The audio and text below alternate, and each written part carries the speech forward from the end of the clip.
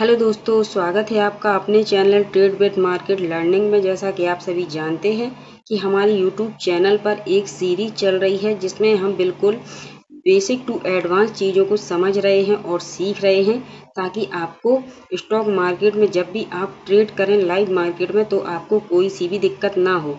इसलिए जो ये प्लेलिस्ट में वीडियो चल रहे हैं उनके सभी आप नोट्स बनाते चलिएगा, और जो हमारे बिगिनर भाई बहन इस वीडियो को देख रहे हैं वह इसका पहले नंबर के वीडियो से वीडियो देखना चालू करें, ताकि पूरा कॉन्सेप्ट आपको स्टेप बाय स्टेप समझ में आए। अगर आप डायरेक्ट ये वीडियो देखेंगे तो आपका कॉन्सेप्ट उतना क्लियर नहीं होगा, इसलिए आप पीछे से 1, 2, 3 नंबर की जो वीडियो है उनको पहले देखिए और उसके बाद आप इस वीडियो को देखिए, तो आपकी ज़्यादा समझ में आएगा ऑप्शन ट्रेडिंग और स्टॉक मार्केट के बारे में।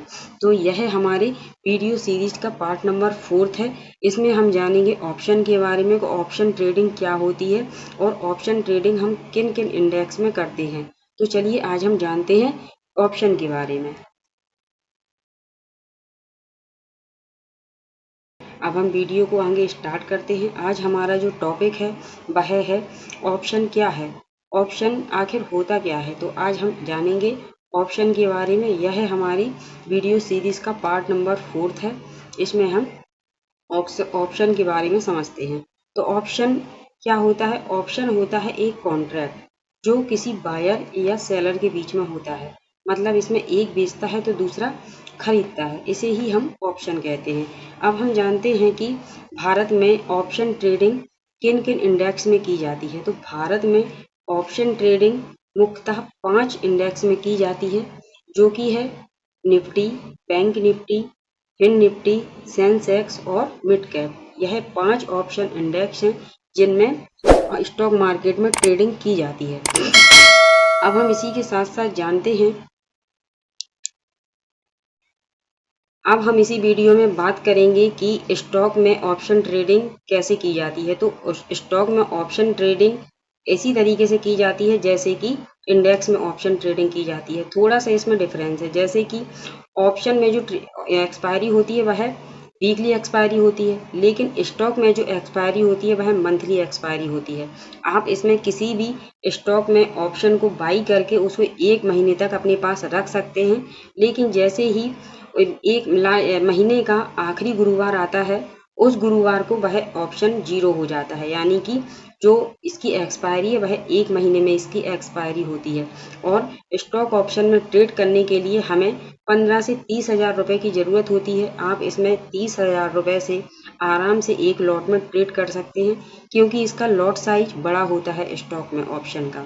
मान के चलें कि आप अगर रिलायंस के ऑप्शन में ट्रेड करना चाहते हैं तो उसका लॉट साइज जो है वह 250 शेयर का लॉट है। तो आपको उसके लिए पेमेंट भी ज़्यादा करनी पड़ेगी, ज़्यादा आपको पैसा उसमें पे करना पड़ेगा। तो इसी तरीके से जैसे कि ऑप्शन में हम कम पैसे में काम कर सकते हैं इंडेक्स में, लेकिन हम शेयर में थोड़ा सा ज़्यादा पैसा हमें ज़रूरत होती है। आई होप आप ये समझ गए होंगे कि किस तरीके से इंडेक्स ऑप्शन में और किस तरीके से स्टॉक ऑप्शन में ट्रेड करते हैं। इसमें आप दोनों के कॉन्सेप्ट क्लियर हो गए होंगे। यदि आपको ये वीडियो पसंद आया हो तो चैनल को लाइक कीजिएगा, सब्सक्राइब कीजिएगा, अपने दोस्तों फैमिली मेम्बर्स के साथ शेयर कीजिएगा। चलिए तो अब हम बात करते हैं ऑप्शन के बारे में। ऑप्शन क्या होता है? ऑप्शन जो है वह एक कॉन्ट्रैक्ट होता है जो बायर और सेलर के बीच, दो लोगों के बीच किया जाता है।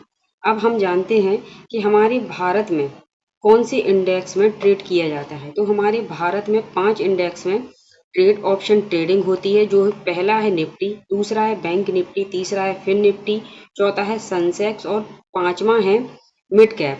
लेकिन इनमें से सबसे ज़्यादा जो ट्रेडिंग हमारे यहाँ ऑप्शन ट्रेडिंग इंडिया में होती है वह निफ्टी और बैंक निफ्टी में होती है। सबसे ज़्यादा ट्रेडिंग निफ्टी और बैंक निफ्टी में होती है। क्योंकि ऑप्शन में लोग ट्रेडिंग करना क्यों पसंद करते हैं? क्योंकि इसमें हमें कैपिटल की कम ज़रूरत होती है। मान के चलिए आपके पास 5-10 हजार रुपये है, तो आप 5-10 हजार से ही ऑप्शन में ट्रेडिंग कर सकते हैं। आराम से इसमें एक लॉट में आप काम कर सकते हैं। लेकिन इसमें ऑप्शन में रिस्क भी ज़्यादा होता है, क्योंकि इसमें होता है टाइम डिके। टाइम डिके की वजह से हम ऑप्शन बायर जो होते हैं, ऑप्शन बायर को लॉस ज़्यादा होता है। यदि मान के चलिए आपने निफ्टी का कोई ऑप्शन खरीदा, चलिए अब हम पुट और कॉल की बात कर लेते हैं।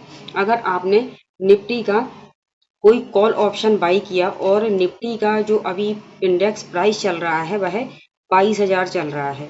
अगर निफ्टी उस 22,000 में से रह गई, वहां पर आपने 22,000 का कॉल ऑप्शन बाई किया, अब निफ्टी वहां से आगे नहीं बढ़ रही है, वह चल रही है 22,005, 10, 15, 20, मतलब 22,050 के लेवल के अंदर ही वह घूम रही है।